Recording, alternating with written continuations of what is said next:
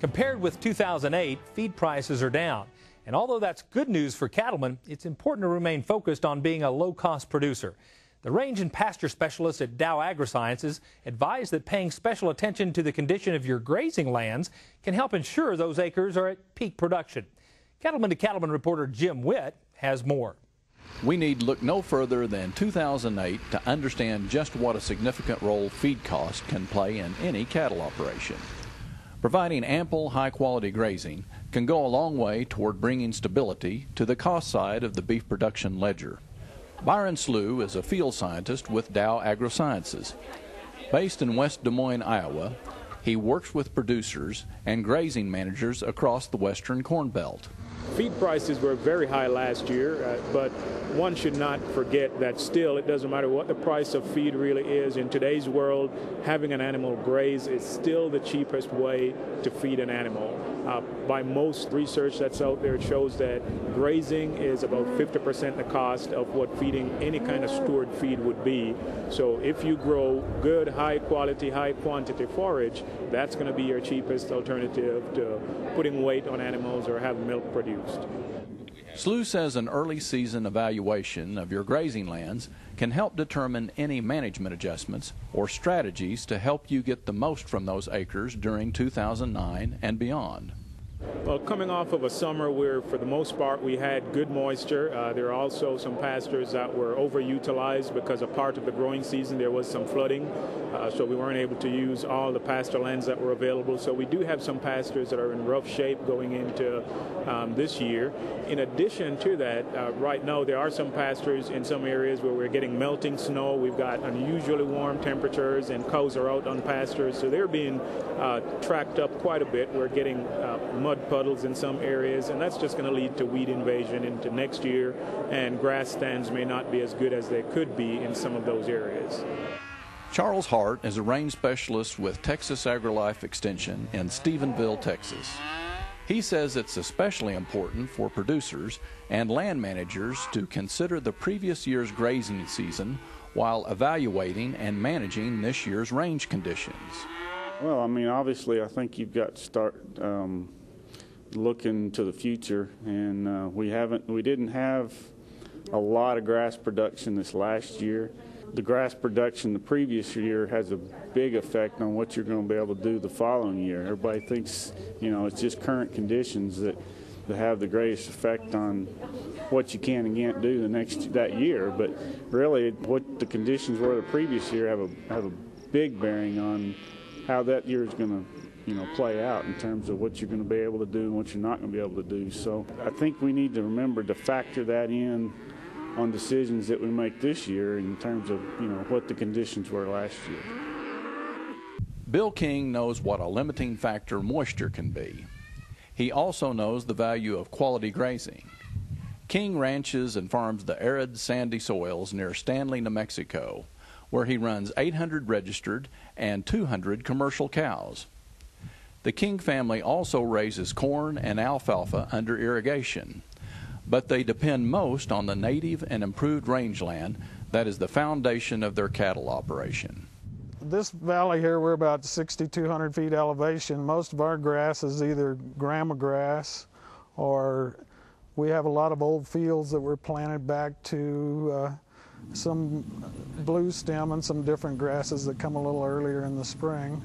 So we try to move our cows out to grass in early April, and then we rotate them from the blue stem type in the planted pastures onto the grama grass pastures.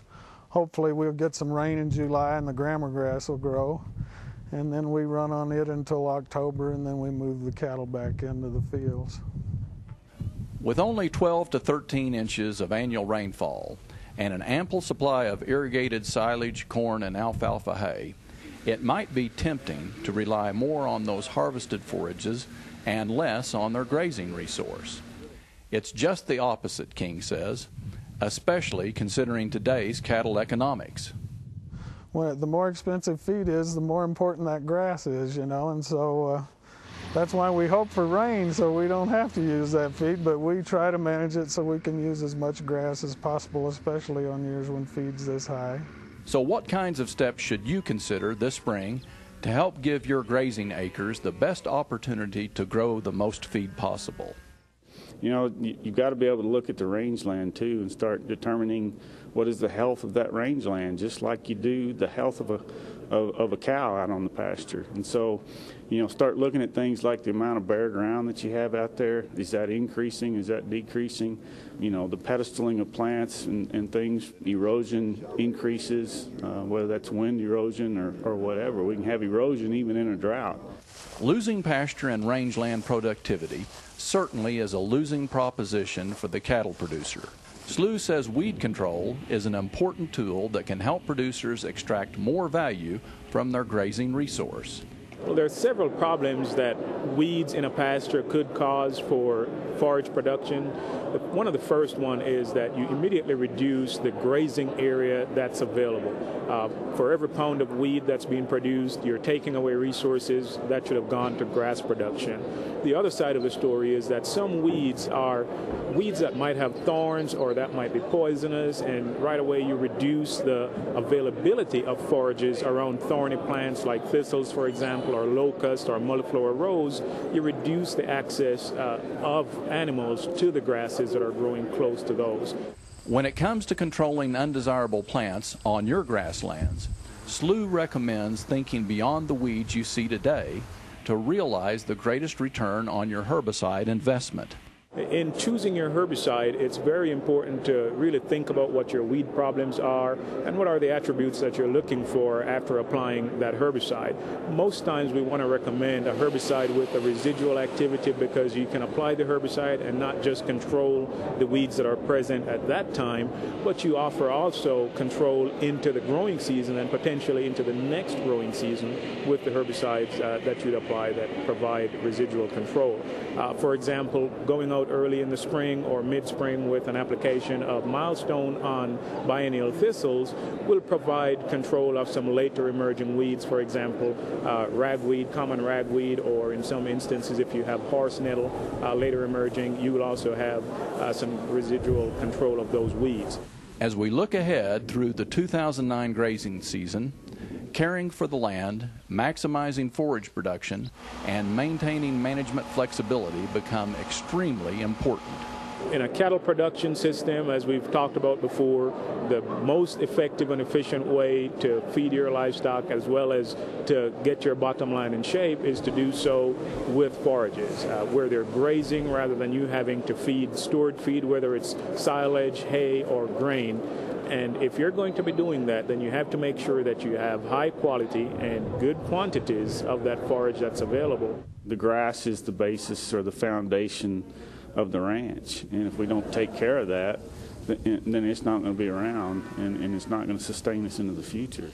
For NCBA's Cattleman to Cattleman, I'm Jim Witt. The experts at Dow AgriSciences are always ready to answer your questions. For more information on the 2009 Grazing Outlook or to connect with the experts at Dow AgriSciences, visit cattlemantocattleman.org.